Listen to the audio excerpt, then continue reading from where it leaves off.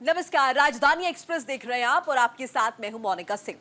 हरिद्वार में पुलिस और बदमाशों के बीच मुठभेड़ की खबर है। पुलिस की फायरिंग में एक बदमाश जख्मी हो गया है। पुलिस मुठभेड़ के दौरान 3 आरोपी फरार बताए जा रहे हैं। बहादुराबाद इलाके में पुलिस और बदमाशों की मुठभेड़ की खबर है। हरिद्वार के बहादुराबाद में पुलिस और बदमाशों के बीच मुठभेड़ हुई। इस दौरान पुलिस की जवाबी फायरिंग में एक बदमाश जख्मी हो गया। पुलिस की गोली उसके पैर में लगी है। वहीं 3 आरोपी मौके से फरार हो गए। ये बदमाश रुड़की में खनन कारोबारी पर फिर से हमले की योजना बना रहे थे। इन्होंने ही पहले कारोबारी की कार पर फायरिंग की थी। तो देखिए, पुलिस के साथ 3 बदमाशों की मुठभेड़ हुई और फायरिंग में बदमाश जख्मी हो गया है। 3 आरोपी हालांकि फरार बताए जा रहे हैं। बहादुराबाद इलाका है ये, जहां पर पुलिस और बदमाशों के बीच मुठभेड़ हुई है।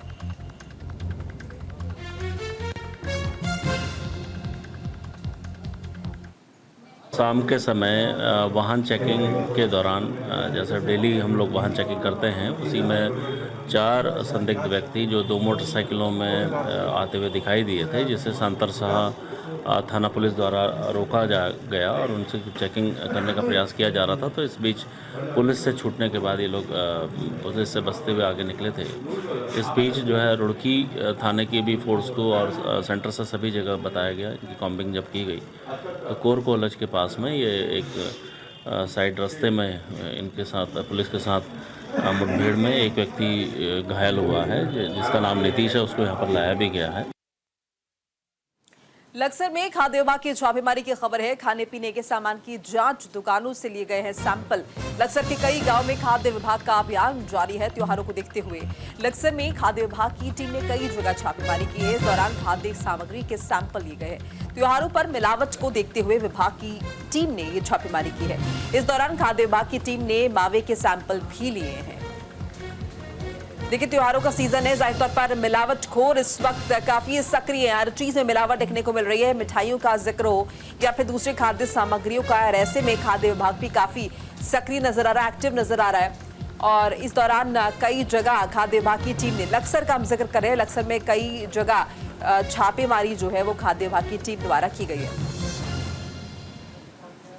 दरअसल दीपावली को त्योहार को मद्देनजर रखते हुए उच्च अधिकारियों के निर्देश अनुसार हमारी टीम लगातार जनपद में खाद्य पदार्थ की दुकानों का इंस्पेक्शन कर रही है। उसी परिप्रेक्ष्य में आज हम लोग लक्सर में आए हैं। हम सुबह मॉर्निंग से कई गाँव में जो मावा की भट्टियां चल रही है, जिसमें मावा निर्माण होता है, उसका चेकिंग कर ली।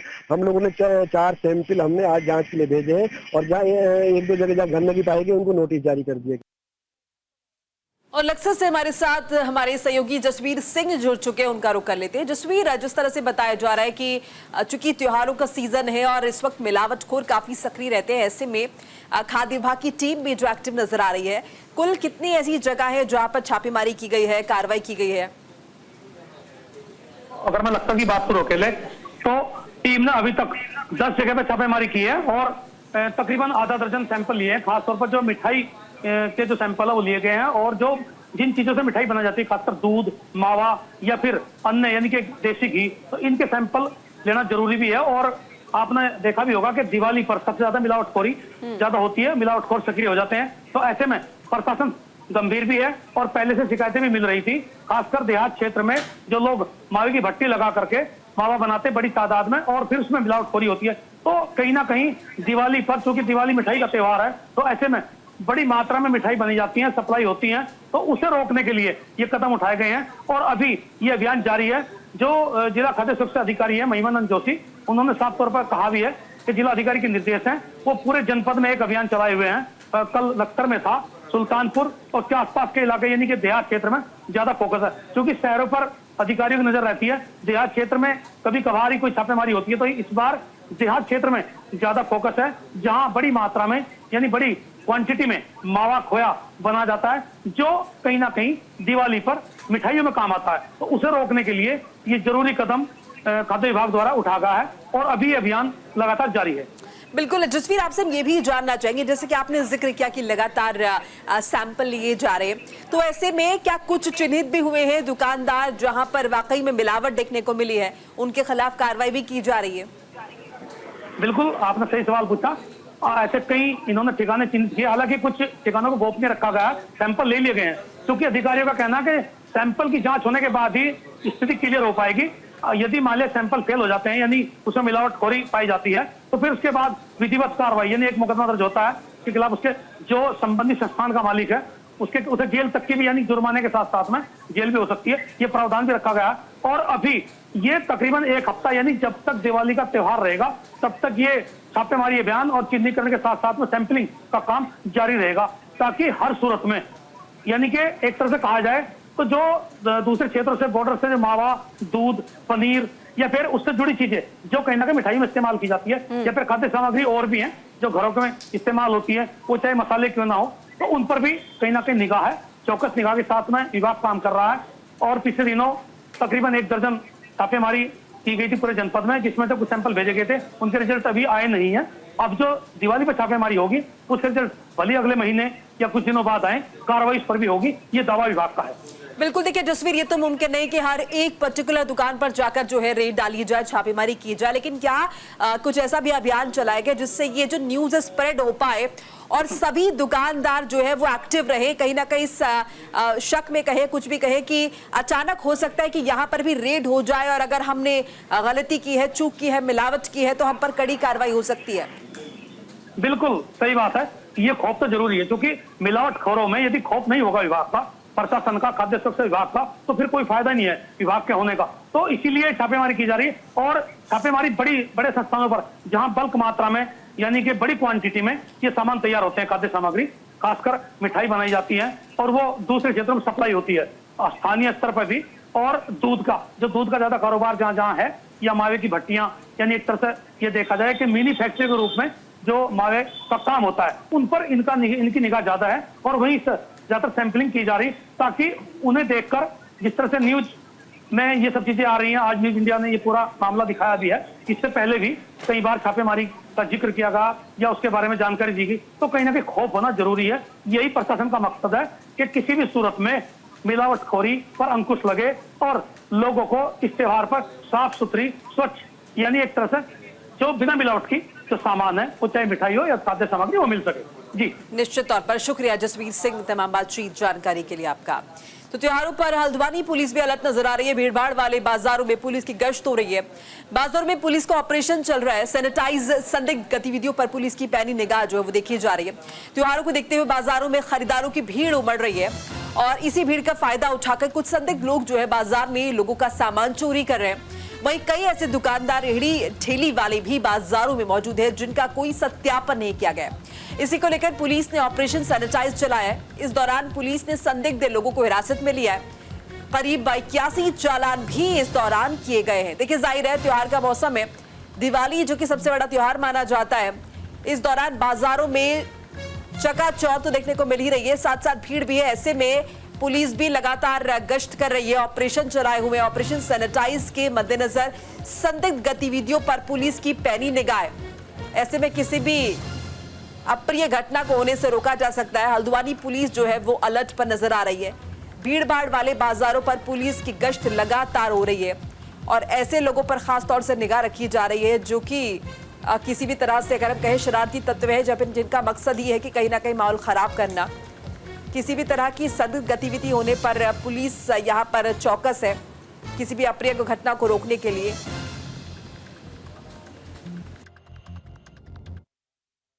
त्योहार के सीजन में बाजारों में कुछ ऐसी शिकायतें आ रही थी कि कुछ ऐसे लोग संदिग्ध घूम रहे हैं जो यहाँ पर टप्पेबाजी और ठगी घटनाएं कर रहे हैं। तो इसी को मद्देनजर रखते हुए आज हमने एक सरप्राइज चेकिंग मंगल पड़ाव की ओर इस बाजार में चलाया, जिसमें हमने पुलिस की बहुत सारी टीमें बनाई है। बाजार को चारों तरफ से हमने कोर्डिनेट किया है और फिर बाजार में एक एक आदमी से संदिग्ध दिख रहा है उसको वेरीफाई कर रहे हैं। जो वेरीफाई नहीं हो पा रहा है उसको थाने लेके पूछताछ की जा रही है और ऐसे लोग जो त्योहार के सीजन में आके इस तरह घटनाएं कर रहे हैं उनकी रोकथाम के लिए अभियान चलाया जा रहा है।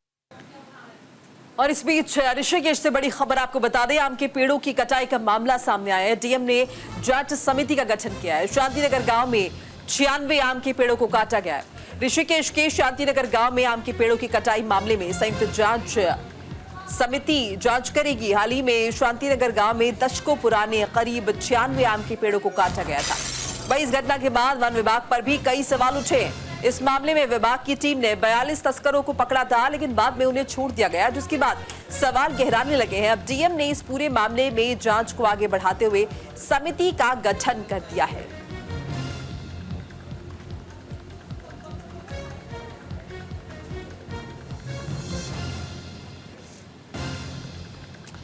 देखिए, उत्तराखंड के ऋषिकेश का ये मामला है जहां से आपको खबर बता रहे हैं। यहां पर आम के पेड़ों की कटाई का केस सामने आया, जिसके लिए बाकायदा एक समिति का गठन किया गया है। डीएम ने, डिस्ट्रिक्ट मजिस्ट्रेट ने जांच समिति का गठन किया है। शांतिनगर गांव में 96 आम के पेड़ों को काटा गया है। तो पेड़ों को क्यों काटा गया, इसके लिए जांच होगी और बाकायदा एक समिति का गठन किया गया है जो इस मामले की तह तक पहुंचेगी और देखेगी कि आखिर ये पेड़ क्यों काटे गए हैं। कुल 96 पेड़ जो है काटे गए हैं। इस मामले में वन विभाग पर भी कई तरह के सवाल उठे हैं। दशकों पुराने ये पेड़ बताए जा रहे हैं, 96 पेड़ हैं, आप आंकड़ा समझ सकते हैं। और वन विभाग पर सवाल उठे हैं। मामले विभाग की टीम ने 42 तस्करों को भी पकड़ा है, लेकिन बाद में उन्हें छोड़ दिया गया। तो ऐसे में बहुत तरह के सवाल उठ रहे हैं और स्थिति अभी भी संदिग्ध नजर आ रही है। अब डीएम ने इस पूरे मामले में जांच को आगे बढ़ाते हुए समिति का गठन कर दिया है जो कि हर पहलू से मामले की जांच करेगी और ये देखा जाएगा कि इन पुराने पेड़ों को, आम के पेड़ों को काटने के पीछे की वजह क्या है, किसने इस घटना को अंजाम दिया है, इसके पीछे का कारण क्या रहा।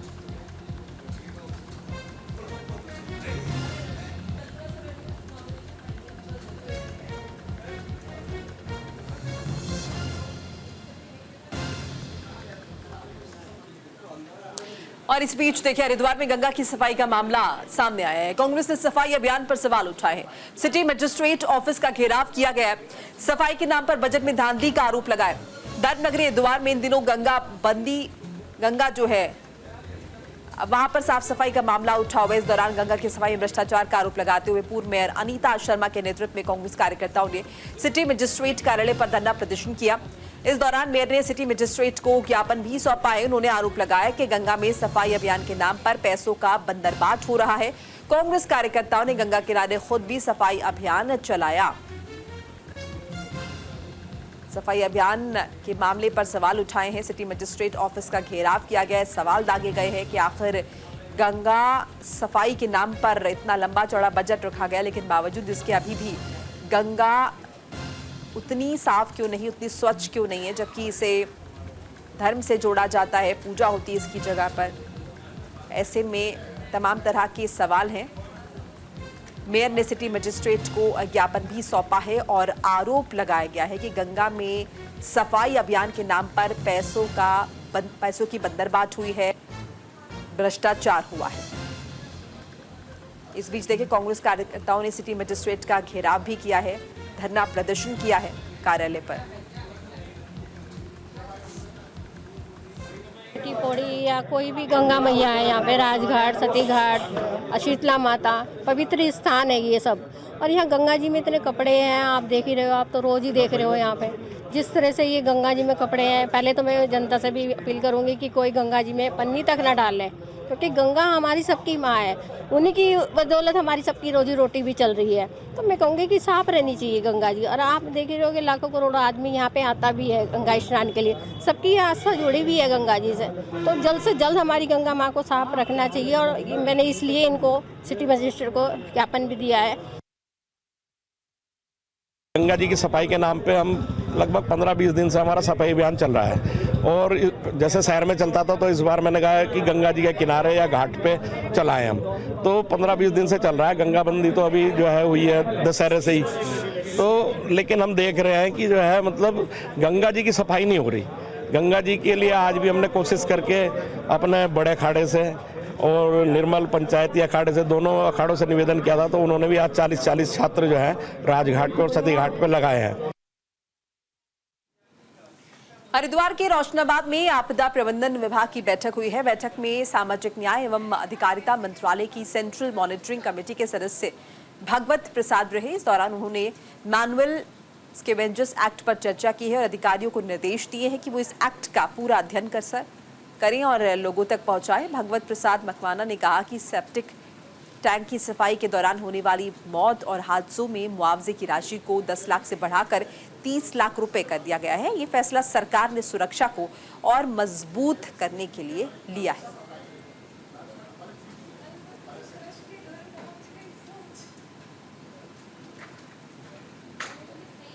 जो मैनुअल स्कैवेंजर एक्ट का सुप्रीम कोर्ट ने 20 अक्टूबर 2023 को आदेश दिए हैं पूरे देश के लिए कि जो मैनुअली सफाई का काम करते हैं ऐसे लोगों का चयन किया जाए। भारत सरकार, केंद्र की मोदी सरकार उनको एक मुश्त 40,000 रुपये अनुदान देगी, ट्रेनिंग कराएगी और 50 लाख तक के ऋण देकर स्वरोजगार के अवसर देगी।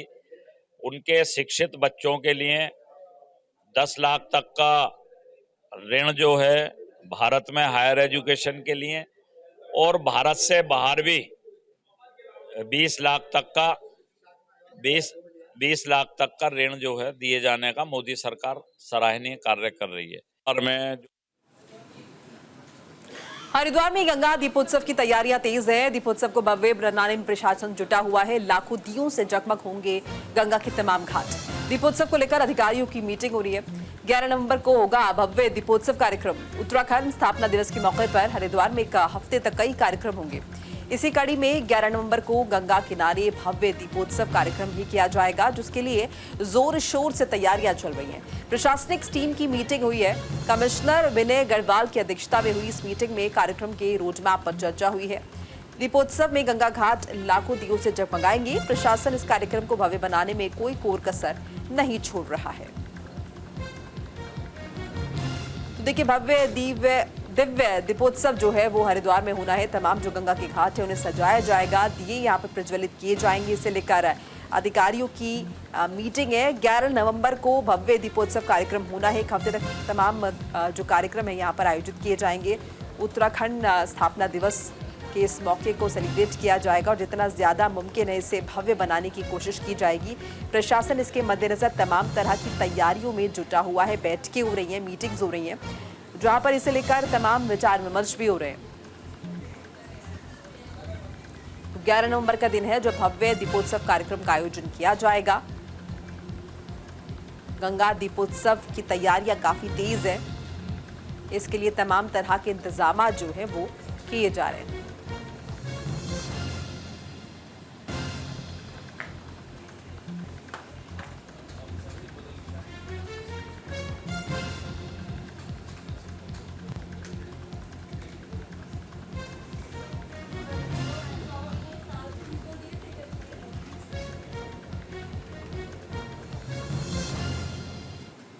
हम सभी भली भांति जानते हैं कि उत्तराखंड राज्य स्थापना के 24 वर्ष पूरे होने जा रहे हैं और उत्तराखंड राज्य 25वें वर्ष में प्रवेश कर रहा।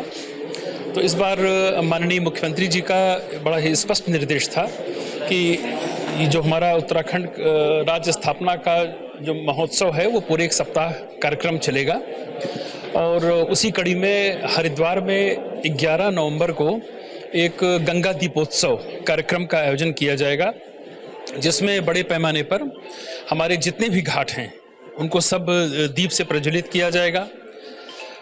कार्यक्रम के बारे में विस्तृत रूपरेखा क्या होगी वो भी हम लोगों ने मीटिंग में तय कर लिया है।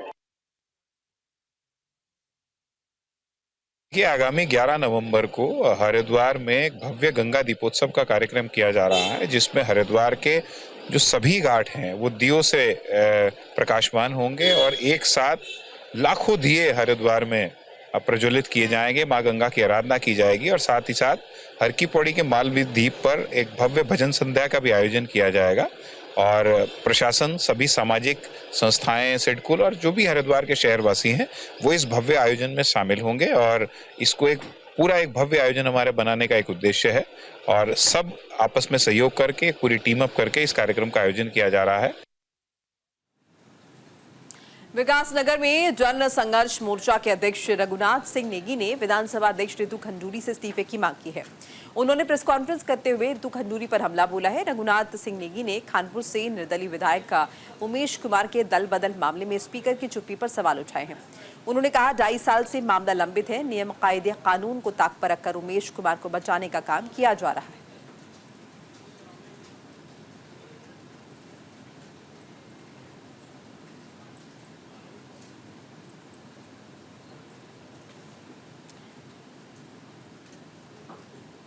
देखिए, जन संघर्ष मोर्चा के अध्यक्ष ने इस्तीफे की मांग की है। विधायक उमेश कुमार के मामले में आरोप जो है वो यहाँ पर लगाए गए हैं। विधानसभा अध्यक्ष जितू खंडूरी से इस्तीफे की मांग जो है वो यहाँ पर जोर पकड़ती हुई नजर आ रही है।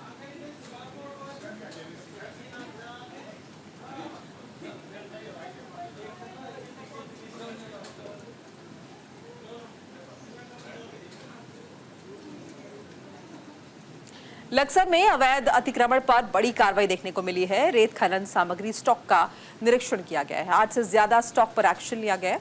लक्सर प्रशासन ने अवैध खनन के खिलाफ बड़ी कार्रवाई की है। गंगा और बाणगंगा नदी के आसपास के तमाम रेत खनन सामग्री स्टॉक का निरीक्षण किया गया है। इस दौरान प्रशासनिक टीम को गड़बड़ियां मिली है। टीम ने एक्शन लेते हुए 8 से ज्यादा खनन सामग्री स्टॉक को सील किया है। इसके अलावा गंगा नदी के आसपास खनन करने वाले 1 दर्जन से ज्यादा डंपर और ट्रैक्टर ट्रॉलियों को जब्त किया गया है। तो देखिए, बड़ी कार्रवाई देखने को मिली है। अवैध खनन पर बड़ा एक्शन हुआ है।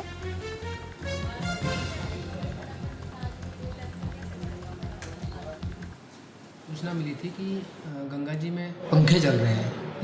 इसी तरह से मुझे सूचना मिली थी। तो मैं शाम के समय जितने भी स्टॉक, और ये भी मुझे पता लगा था कि ये माल स्टॉक पे जा रहा है, तो मैं शाम के समय अपनी टीम के साथ में जो हमारा रामपुरा घाटी है, सोपरी है, मैंने वहाँ का निरीक्षण किया। और निरीक्षण के दौरान मैंने पाया कि वहाँ पे बड़ी मात्रा में अवैध खनन स्टॉकों में पड़ा हुआ है। तो फिर हम लोगों ने पैमाइश करी, तो इस कार्रवाई में हमने टोटल 10 स्टॉक सीज किए हैं। और इसके अलावा 2 हमने डंपर सीज किए इस कार्रवाई में। हरिद्वार के जिलाधिकारी कर्मेंद्र सिंह ने जगजीतपुर में सरकारी स्कूल का दौरा किया। इस दौरान राजकीय उच्च प्राथमिक विद्यालय पहुंचे। यहाँ उन्होंने परीक्षा के दौरान एक कक्षा में प्रश्न पत्र समय से न देने पर नाराजगी जताई है। वहीं स्कूल परिसर के आंगनबाड़ी केंद्र में 25 में से केवल 2 बच्चे ही उन्हें मौजूद मिले हैं, जिस पर उन्होंने सवाल उठाए हैं। साथ ही स्कूल प्रशासन को कड़ी फटकार भी लगाई है। तो सरकारी स्कूल पहुंचे हैं जिलाधिकारी।